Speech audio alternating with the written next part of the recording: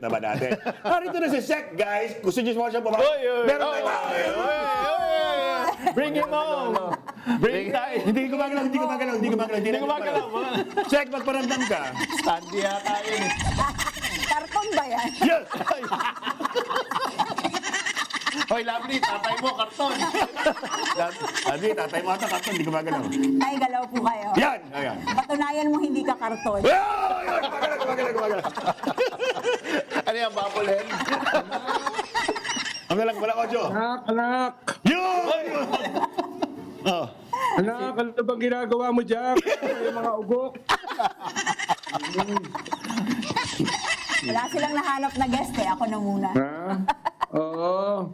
Bonjour, Sek. Kamusta dyan? Uwi ka na, anak. Uwi ka na. Uwi. Nandito na ako. Ikaw umuwi. Baka mahawa ka pa sa mga kaulunan ng mga... Ay, Sek! Uy! Ingat sa salita mo.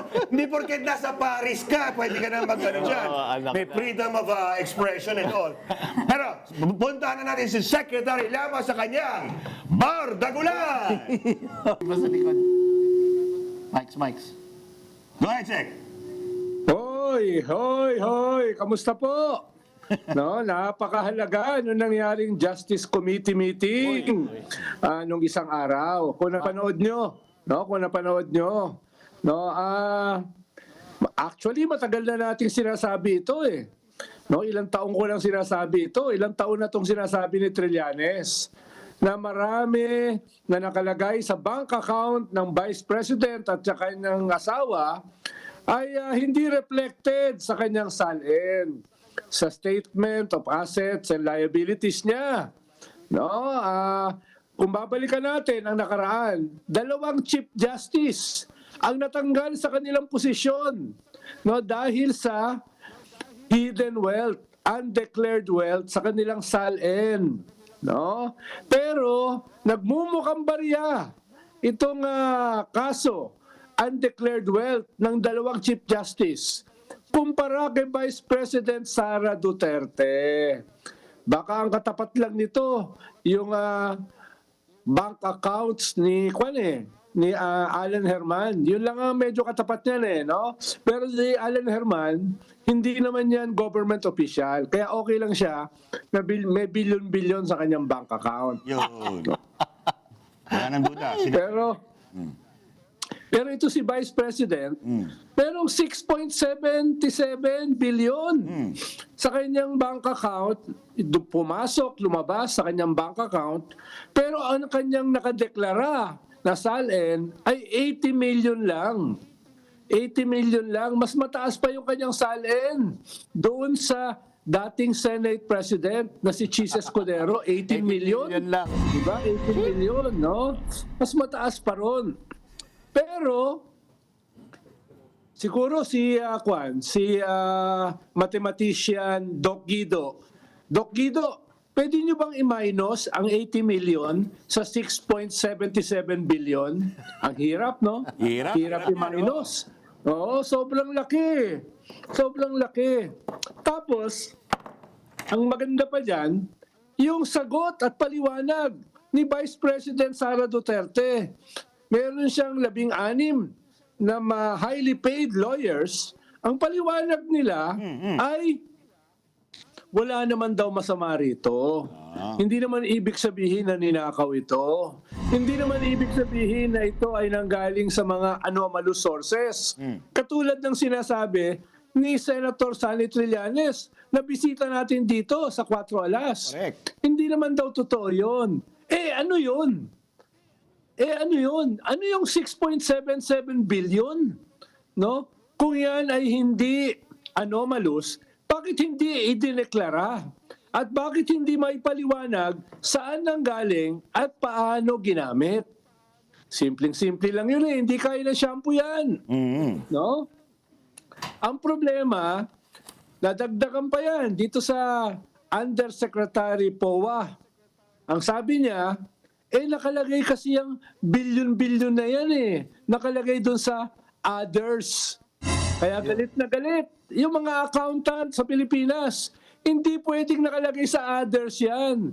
6.77 billion nakalagay sa others. No? Yun ang tinatanong ko sa kanina eh. No? Ano yan? Ano yung others na yan? No?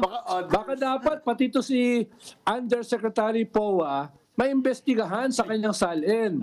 Dati kasi yung government official. Yung salin issue na yan, hindi yan maliit na bagay. No? Criminal offense yan. At saka, pag nakasuhan ka dyan, matindi ang parusa dyan. Yung. Buti na lang ay ikaw ay isang vice president, may impeach ka lang. May impeach ka lang.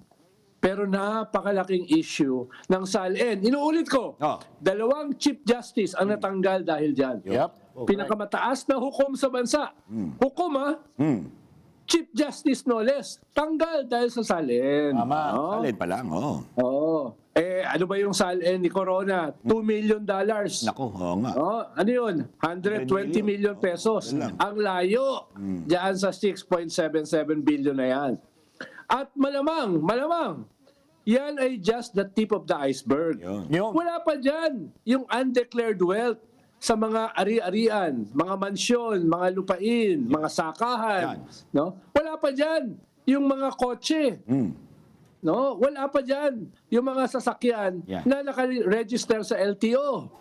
No? Wala pa dyan yung mga biyahe abroad. No? Mga biyahe abroad katulad ni Doc Guido. Yan. Yan. Yan. Na mga nasa first class. Yan. Kasama yan sa mga undeclared wealth. Tama. No? Lahat binanatan, oh. Kaya, at marami pang mga bank accounts na malamang wala sa kanilang pangalan. Sinasabi So, nito habang nasa sana Paris ka. yan ay lumabas lahat Ah. sa Senado. Yung lahat hindi lang yung 6.77 billion. At panghuli, dahil baka mawala na kayo ng oras. Hindi.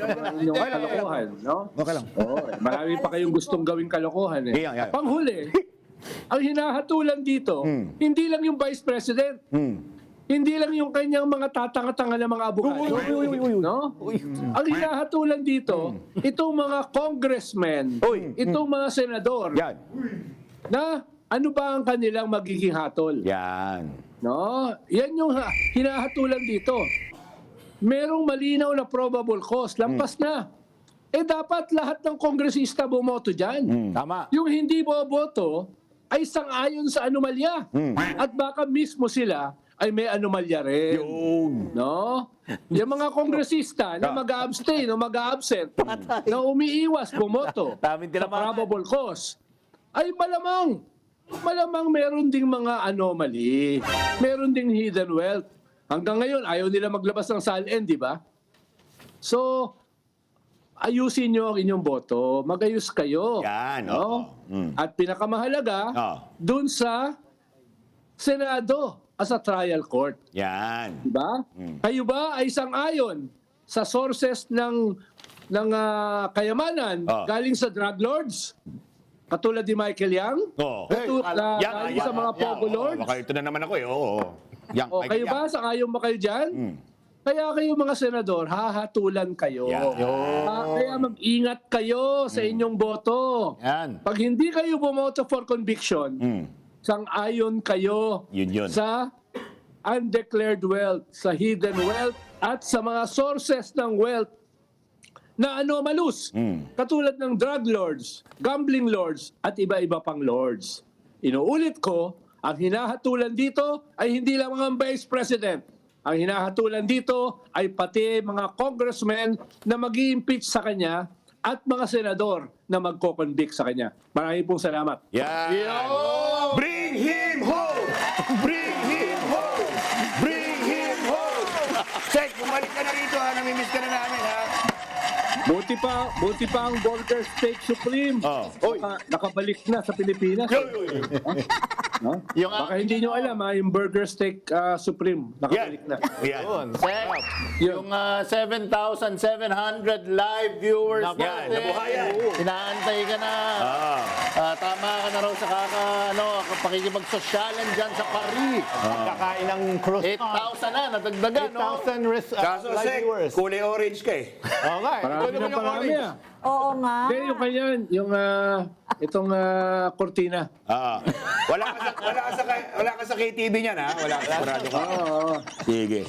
Pakikamusta ako kay Mike Defensor. Ay. Thank you, Zach. Salamat. Salamat, Zach. Uso talaga ngayon ng mga walang hiya.